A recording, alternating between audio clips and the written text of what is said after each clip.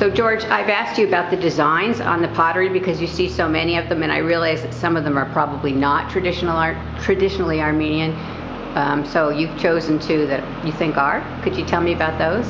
So the repertoire of design that Armenian ceramics in Jerusalem is known for, basically it started with very much of Turkish influenced designs, because the Armenians who came to Jerusalem, they came 1918 from Turkey. So most of the designs they used were basically Turkish influenced.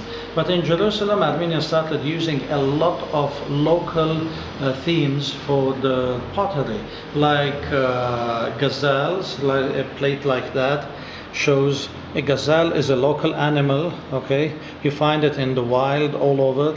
And another source of inspiration was the local mosaics of the 6th century, like Byzantine mosaics.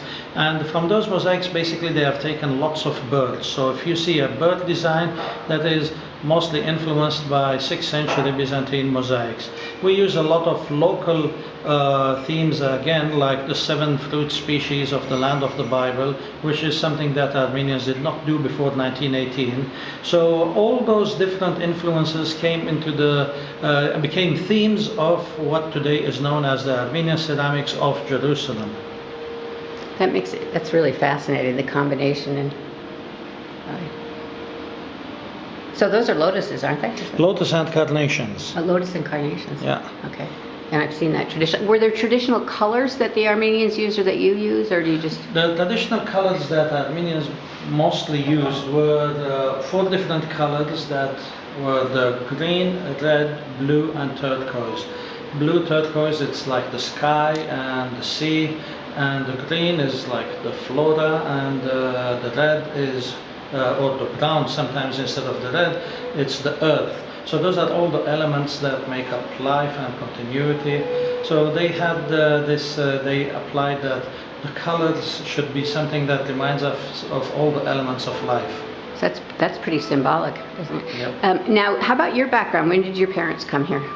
My parents came, my father came to Jerusalem back in 1918. So he was at that time... From Turkey? From Turkey. He was 9 months old, so he was hand-carried by his mother and his grandmother, and he stayed in Jerusalem, lived in Jerusalem all his life.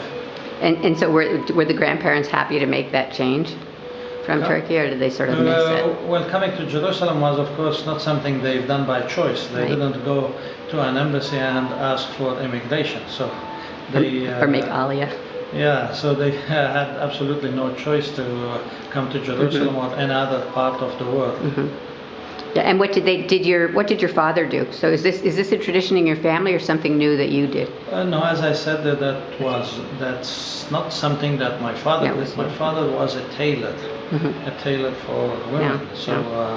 And he had nothing to do with ceramics, and that's something that I started. Yeah, that's right. And my background even was not a background of like painting or whatsoever. I went to the Academy of Music to do performing arts in classical piano, and the thing that I ended up doing was ceramics. So do you still play?